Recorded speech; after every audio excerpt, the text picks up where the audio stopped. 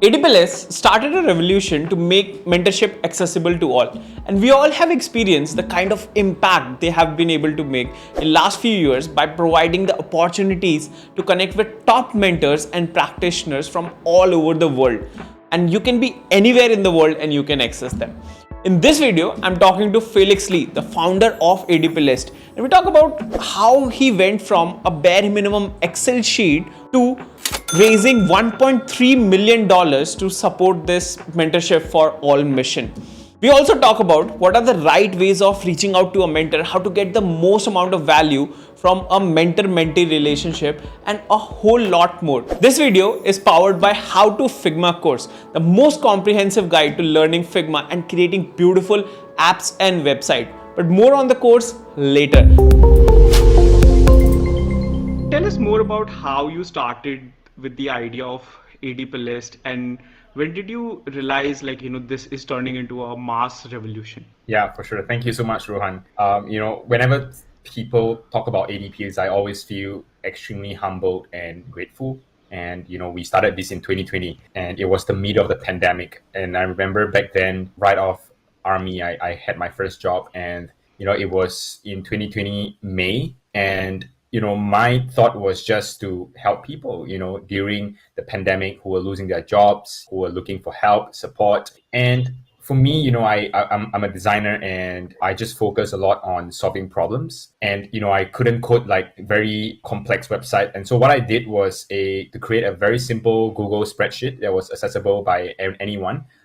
A public spreadsheet, and you could add your name inside if you're looking for a job, or if you're looking to support people through mentorship, you could also put your name inside of there. And as things grow, James, which is my co-founder, joined in, and in 2021 January we decided to put it into a website, a proper website. And to your question, when did I discover that this was a revolution? I guess there wasn't a single moment, but it was a lot of thinking that what could this become. And I think there's a lot of times where we sort of ask ourselves probably someone else would have done this, probably it's a very simple idea, people would have sort of done it as well. But I think that the sort of on the other side of that is to really think that there's actually no one that has done such a big revolution before, and we wanted to do something different. We wanted to do something truly different and big for the world, globally, not just here in Singapore but also in the US, India, and wherever we are. And so that was when we decided to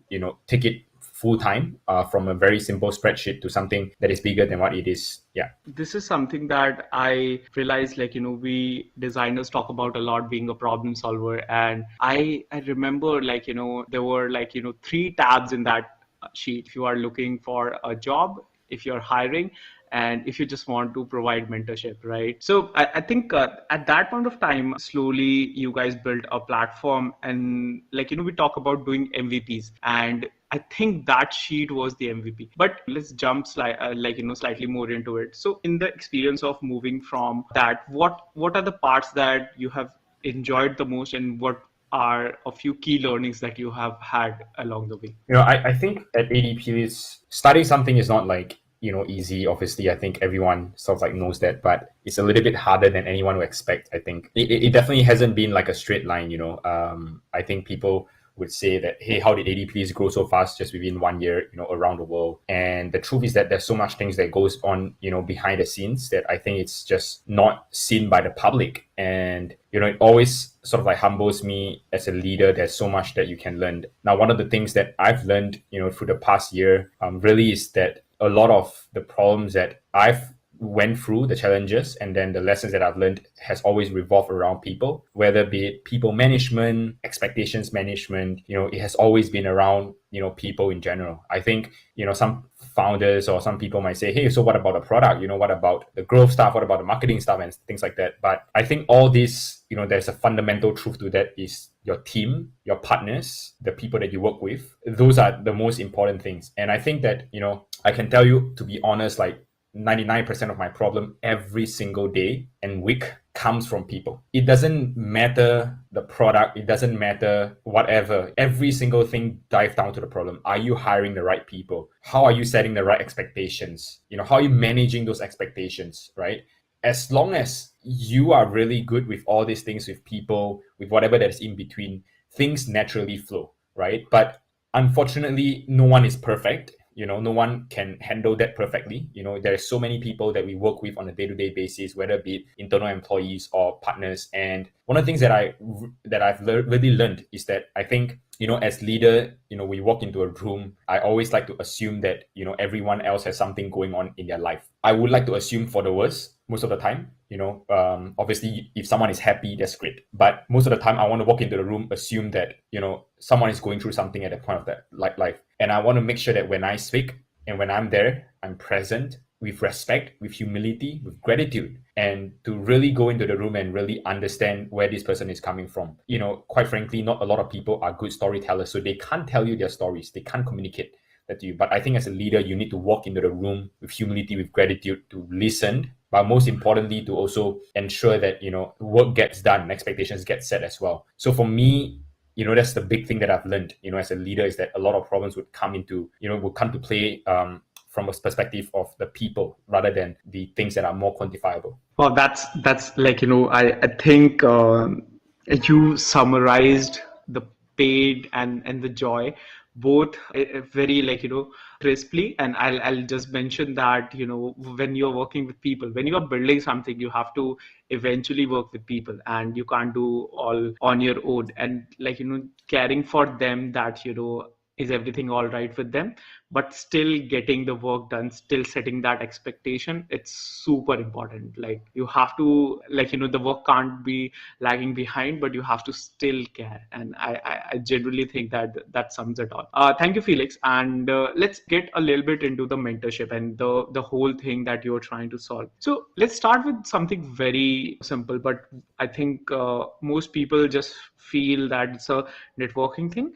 But according to you, why are mentors important, or how can mentorship help someone grow? Yeah, for sure. Speaking from personal experience, when I was like growing up, from a student and stepping in the industry, there's so much things that I think we just don't know inherently. I think, we sort of think that, we there's so much things around the world that we just have no clarity on, have no answers to. And, we kind of wish that, the real world is a lot like a school. There's textbook, there's answers, and there's ways to do things. But the thing is that the truth is that you don't know all this, right? And there's no answers to that. And one of the things is, we hear a lot is that, we hear a lot so too often that, I kind of wish someone had told me that when I was younger, right? I kind of wish someone had told me that when I started my career, right? What should I do? What should I look out for? And stuff like that. And I think mentorship is really about that.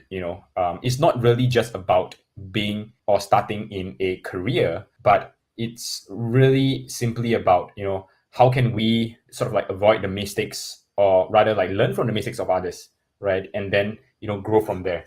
And for me, that simple mantra is the most important thing, right? All of us have 24 hours and 7 days. We have 365 days. And I can assure you that none of us are smart enough to learn everything in our lifetime. None of us. You are in India and today I'm in Singapore. What you learn in India is what, I might learn differently here in Singapore. And if I do not get on a call to speak with you and to learn with you, to be honest, then I'm never able going to learn what you have learned. And I see that mentorship at all levels, whether be you're an entry level or you are a director, it's the same. It helps to accelerate your perspective. It helps to accelerate your learning, because it's almost like you only have limited time. But when you speak to someone, you extend that level of knowledge. You extend that time where you can learn as well from people. Absolutely. And I think the way you have put it, it's very amazing. This connects with something that I keep saying.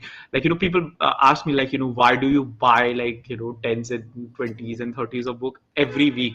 And my simple reason is, like, someone has lived their life, someone has spent 30 years on this planet, and they have literally summarized this into a 200 pages book. Yep. What else do you want? And you can literally buy it.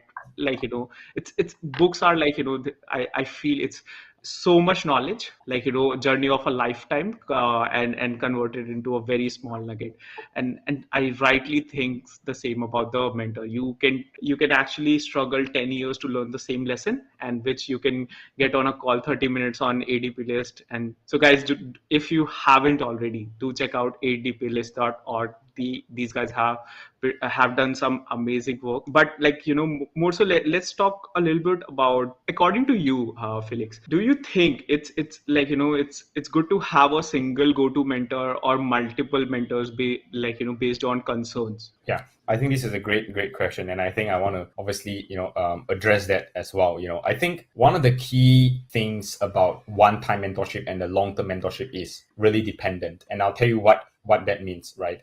And if anyone is really in the chat and the YouTube, I see a lot of comments, so please invite your friends as well here. I think it's an important conversation. There has been a lot of talks around one-time mentorship, and it feels almost like a networking session, and then people don't find meaning out of it. But I'll give you a perspective.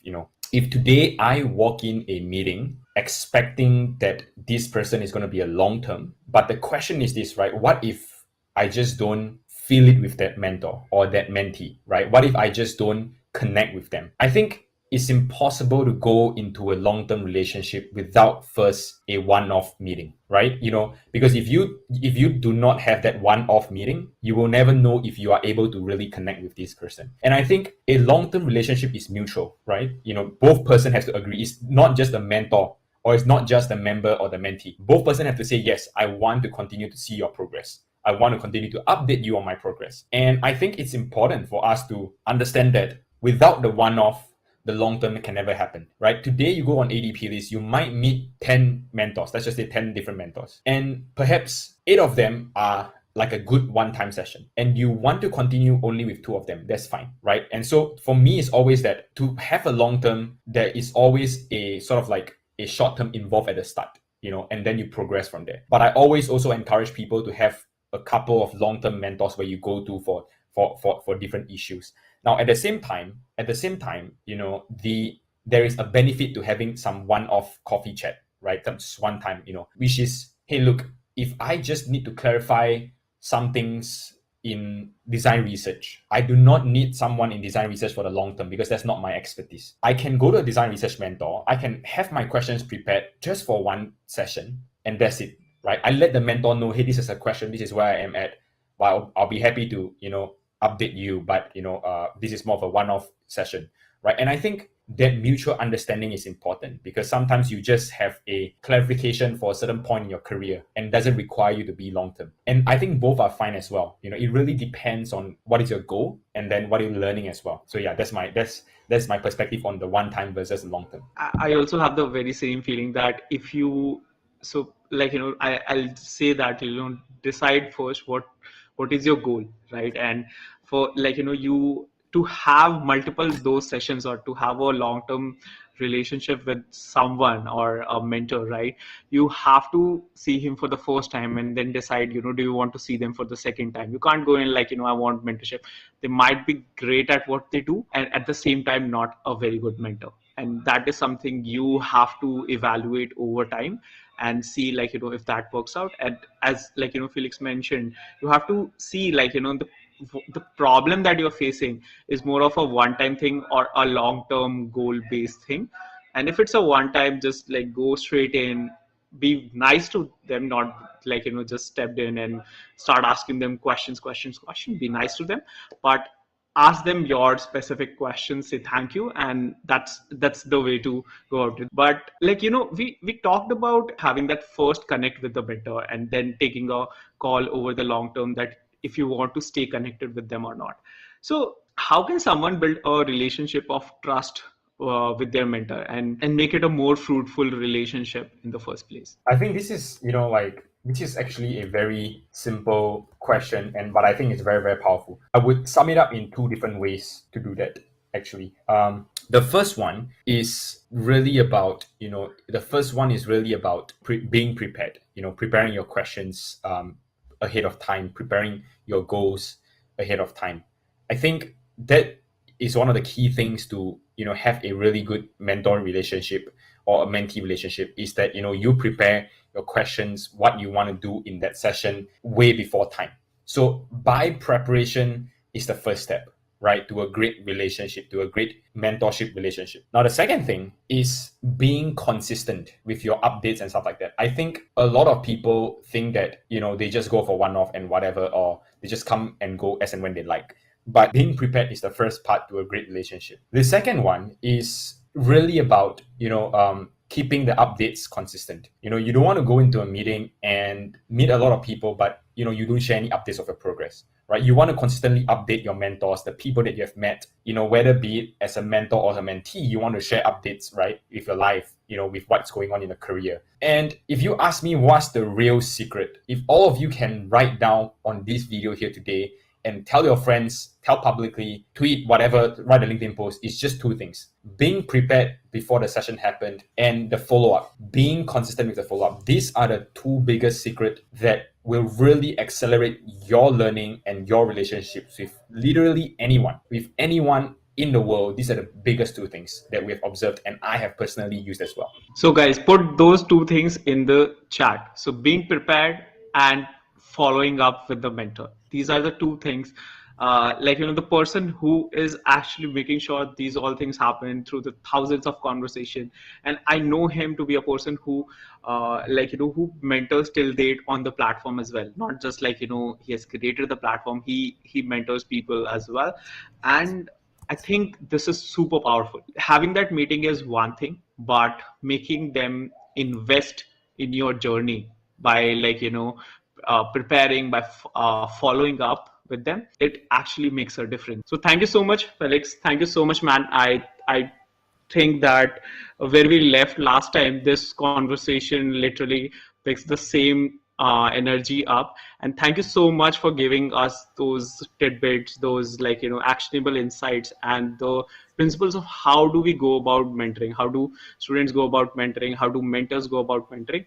And we all are super excited to see what ADP list does next, and always supporting, rooting for you guys to create something wonderful. Thank you so much, appreciate it. Awesome. एक minute मेरे पास आपके लिए एक बहुत ही exciting news है. सो जो भी आपके ईमेल्स थे, जो भी आपके मैसेजेस थे, कमेंट्स थे, हमने वो सब कुछ सुन लिए. आप लोग बार बार फिग्मा के ट्यूटोरियल्स और ये हमसे मांगते रहते हैं, तो इसके लिए हमने हाउ टू फिग्मा कोर्स अब लाइव कर दिया है. ये एक कोर्स है जिसमें हमने फिग्मा को बहुत ही बिगिनर से लेके एडवांस लेवल तक के लिए बनाया है, जिसमें आपको वो सारे टॉपिक जो आज तक कॉम्प्लिकेटेड लगते थे वो सब कुछ कवर किया है. जैसे कि ऑटो लेआउट हो गया, कंपोनेंट्स हो गया, वेरिएबल्स हो गया, जो भी सब आप लोगों ने रिक्वेस्ट किया उस सब को हमने एक अच्छे से कोर्स में डाल के बनाया है. और उसी का नाम हमने दिया है हाउ टू फिग्मा.